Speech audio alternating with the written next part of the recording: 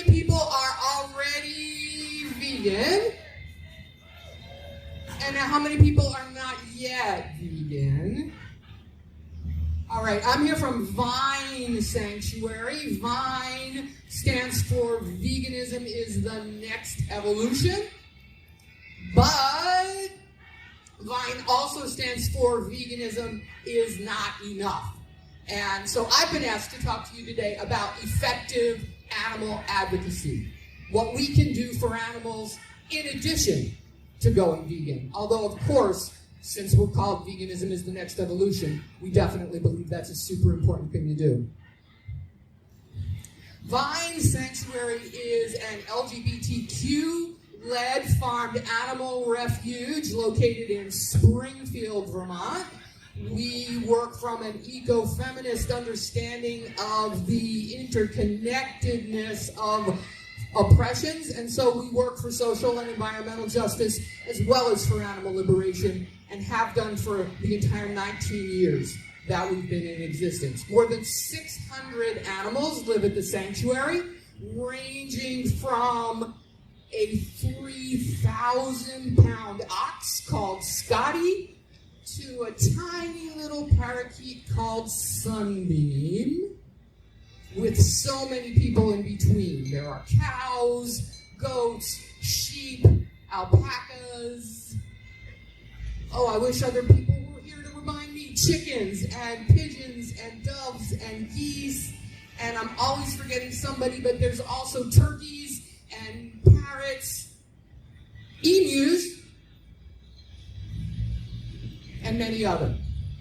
Now, if you were at the sanctuary first thing in the morning, like Anna, who's at our table right now, she was there at 6 a.m. to do opening chores, as we do every day at sunrise. And if you were there with her, you would have heard a cacophony of crowing and quacking and mooing and baaing, and Valkyrie the pig makes, I can't even describe the sounds that she makes if you're a little bit late in getting her breakfast. And so you would learn just by being there the first thing that I hope to teach you about effective animal advocacy, which is that animals are not voiceless. Animals have their own voices. The problem isn't that animals are weak, passive, helpless beings who need heroic humans to save them. No. Animals fight back against what humans do to them every single day. So we need, if we want to be advocates for animals, to not see ourselves as heroes who are going to rush to their rescue, but instead as their allies. As allies of beings who are every single day actively engaged in their own liberation. Does that make sense? If anybody thinks that makes sense, nod, because it's very weird to be talking to people so far away. I see a nod. All right. Now, if you were at the sanctuary in the morning, another thing that you would notice is that between the cows and the geese and the ducks and the chickens, roosters and hens both, they're very different from each other. And different from us, too. In really meaningful ways. And there are a few lessons that we, who are animal advocates, can draw from that. One is that different animals want different things. Different animals need different things from us. Different animals have different relationships to human oppression and different things that they have the right to expect us to do. So we need to be mindful of that and not fall into the trap of saying, well, here's the one thing that we all must do, because not all animals need exactly the same thing, if that makes sense. Free-living animals, for example, are a lot more interested in questions of pollution and despoliation than they are about the question of legal rights, if that makes sense. But another thing that you would that's important when we think about how different animals are from each other and from us is that a lot of times And I'm not saying it's wrong. A lot of times what we do as animal advocates in order to try and get people to have more empathy for animals is to draw attention to the ways that they're like us, yes? That's a really common thing to do. And I think that's a fine thing to do, strategically, when it's warranted. But we have to be really careful, because if we do it that way, we're sort of suggesting that only the ones who are like us are worthy of moral regard. Only the ones who are like us are worthy of care. Only the ones who are like us have value. And I think that's implicitly a little bit of a dangerous way of thinking. And so, wouldn't it maybe be better, instead of sort of going along with that idea that different equals less, that when there's difference, there's got to be a better and a lesser? What if we included in our animal advocacy efforts to promote difference as value, diversity as strength, biodiversity and all other kinds of diversity as valuable? Does that make sense? So I'm hoping that's something like me you would think if you were at the sanctuary. Now, the other thing that you might notice when you're at the sanctuary is, and you'd only notice this if you're not so caught up in looking at the animals that you, and it's hard because it's so amazing, but you might notice that they're looking back at you. You might notice a group of about 5 ducks talking to each other, looking at you, talking to each other some more, clearly talking about you, possibly talking smack about you, but clearly having a conversation about you. And so then what you would become aware of is something that I'm aware of all the time, which is that animals are watching us and wondering what we're going to do, right? They're wondering what we're going to do because they know how dangerous humans have been to them. But many animals also seem to recognize that there are significant differences among humans, and that at least some humans are capable of acting decently. And so it's an open question for them that I often see in their eyes. Who are you? What are you going to be like? What are you going to do for, with, about the things that hurt me? Does that make sense? All right, so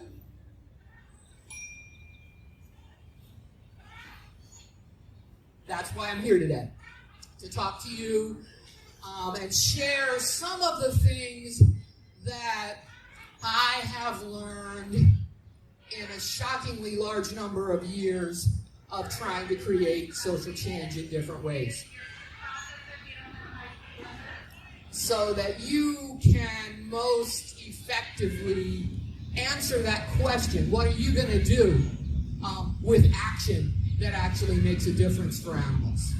So if you're wondering who am I to talk to you about those things, I'll tell you a little bit about myself before I tell you a few more lessons from the sanctuary. In 1976,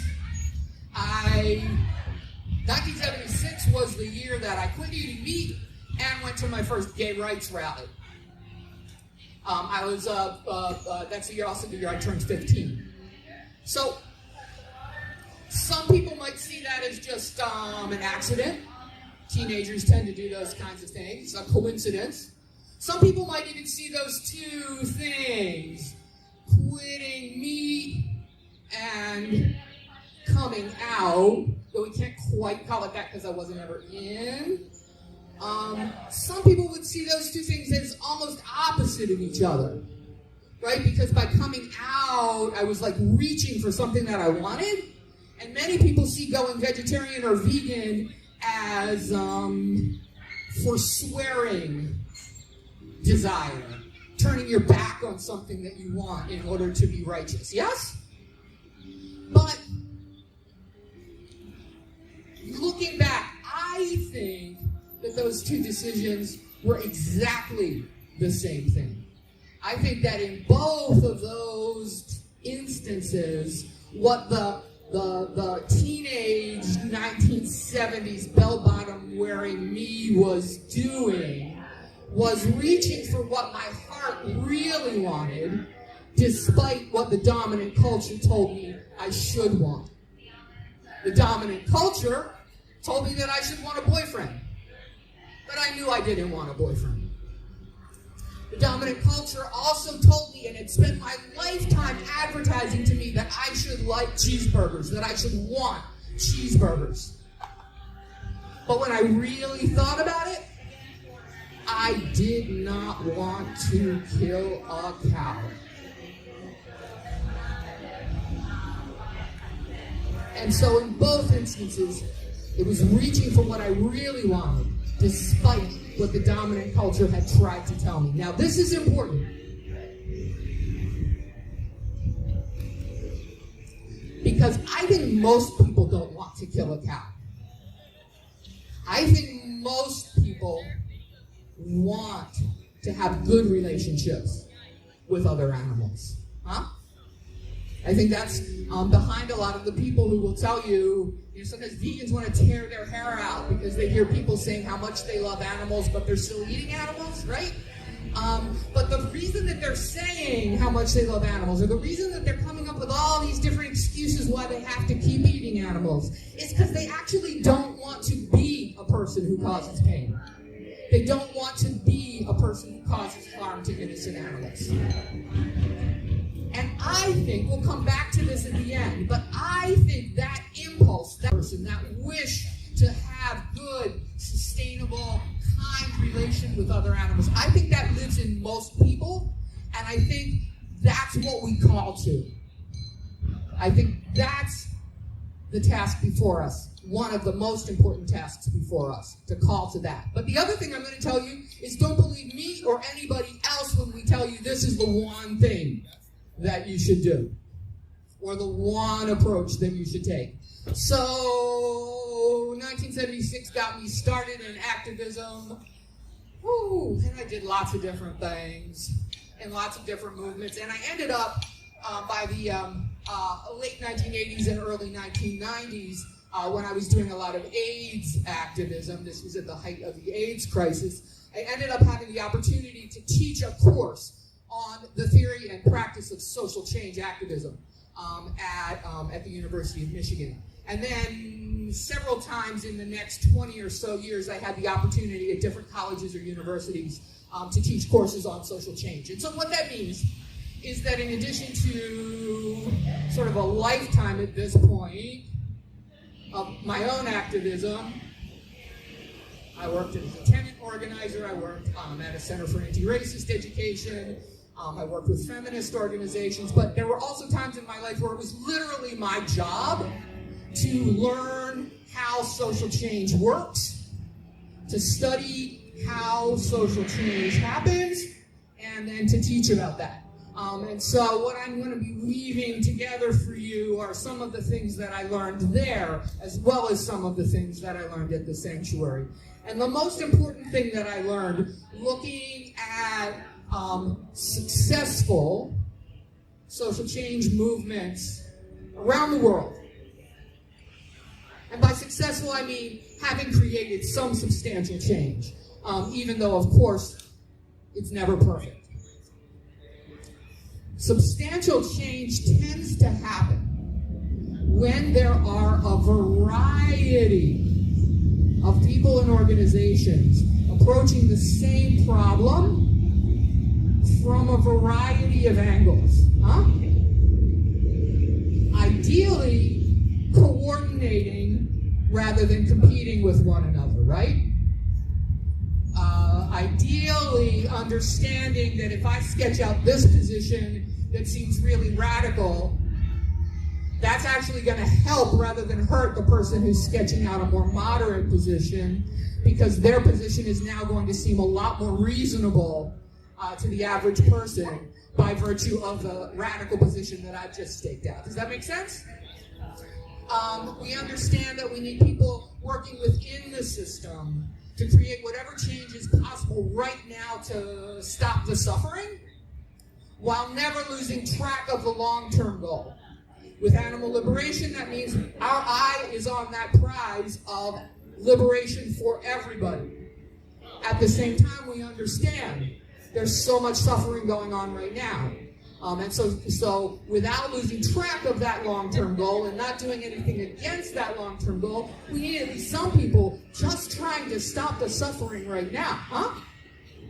We need people to work legislatively. We need people to work creatively and artistically. We need people to create culture change in all sorts of ways. We need people on the streets fighting back against various atrocities. We need people willing to break the law and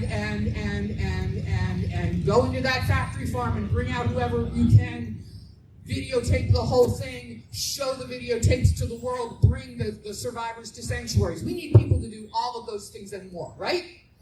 And so, if there was one most important thing I could tell you today, it would be to please find your own niche, find the things that you're in the best position to do, and I'm going to talk about that more in one moment, while at the same time recognizing the value of the things that other people are doing in the movement and doing your best to be in solidarity with them. That doesn't mean you can't have critical conversations about whether this or that strategy is or isn't working, but trying not to denigrate other activists or set up competitions between organizations, to foster to be part of a spirit of collaborative problem solving. Yep, I'm seeing some nods, so we're cool. Vine volunteer right there.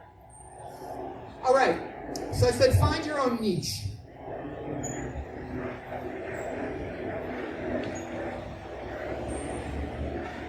And I can't see the clock tower from here, so I'm periodically ducking over there to look and check my time. So what do I mean by that? What I mean is that sometimes people think, well, let me back up and say. So when people become aware of the scope and extent of the suffering of non-human animals, they often feel a little bit overwhelmed. They often feel helpless. It's so huge. What could I do? What could one person do? And maybe also they have these,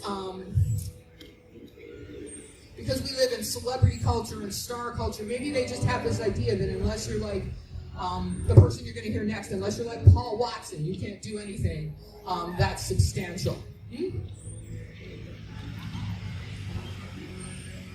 And so that can lead to a feeling of helplessness. So it's really important to understand the things that you can do, and to choose things that you're well suited for. I lost track for a minute, sorry. So, there's so many things to work on. The first thing to ask yourself if you're trying to decide what you can do is what moves you most to do, right? What's the thing that's keeping you up at night because it drives you so, like you just are so anguished about it? Well, then maybe that's going to be your focus. Or ask yourself, what needs doing that's not being done right now? Which organization needs things that they don't have right now? The next thing to ask yourself is to do a little inventory. Not just what are my interests, but what are my talents, what are my skills, what are the resources that I have? Am I physically strong and can do manual work in weather like this without getting exhausted? Am I really gregarious and really good at like talking to people? So then maybe I could be a leafleter of some sort or do tabling. But maybe am I instead somebody who likes to think for a long time about things and I actually have pretty good research skills, so maybe I'm going to do research. Do I have artistic skills? Make sense? I'm not going to be able to list all the different things that people can do. But it's really important to remember that, so for example, when you see the sea shepherd on TV. There's so many people doing so many different things, not just the people that you see, right? There's not just the crew and the captain, but there's all the researchers, there's all the fundraisers, there's the people who did the graphic design for the fabulous t-shirts. There's like 12, it's not 12 million people, but there's a lot of people who are doing a lot of things. Same thing at Vine. Maybe you just see me here talking, but I hope you're not giving me all the credit because I'm just one of the co-founders. There's another human co-founder and a chicken co-founder who I'm going to tell you about in a minute. And there's a whole staff of people and volunteers who are doing hard manual labor every day, who are also doing research, writing, creative labor, etc. Yes? And so the key is to find your niche. And when I said find your niche, maybe some of you at least don't know. So finding your niche is finding the things that you're in the best position to do. And another part of that inventory has to be, where am I physically? What's happening where I am right now? It's great to be involved in national and international struggles. Vine as an organization, we've been around. We're going to celebrate our 20th anniversary next year. So we have our sanctuary here, our main sanctuary here in Vermont. We have the smaller sanctuary in Maryland. We do national and international work as well as local work. But we always do the local work too. And I think that you will find you will be best able to make an impact if you involve yourself in local organizations. So I want to talk to you. I want to just give a few shout outs to a few local organizations. Some of them are here right here, and you can visit their tables today. Others you're going to need to look up online. But there are going to be things that you're in a position to do because you are right there. And that's what these organizations are doing, and I really hope that you'll involve yourself with them if you haven't already. So I see sitting in the audience people who are affiliated with Twin States Animal Liberation, so let's just start there. That's a relatively new organization that includes both Vermont and New Hampshire, obviously, the Twin States, and has been involved in a variety of actions. A lot of work promoting plant-based diets, which is right down with our Veg Fest theme today. And I just want to give a shout out to the extraordinary work they've done for the past couple years in disrupting the strolling of the heifers in Brattleboro, which is a horrific annual parade that promotes the dairy industry. So shout out to them for that. Another fabulous local organization that's here is the New Hampshire Animal Rights League. And they have been around for, I should have gone online so that I could have told you the year, but it's a really long time. And they involve themselves both in local work and in national work. So if you visit their table today, you see they're involving themselves in issues concerning whale captivity. But they're also out there protesting abuses of animals locally in entertainment. They deal with legislative issues or state issues such as the constitution of the Fish and Wildlife Commission. So they're definitely worth your support. Another organization that I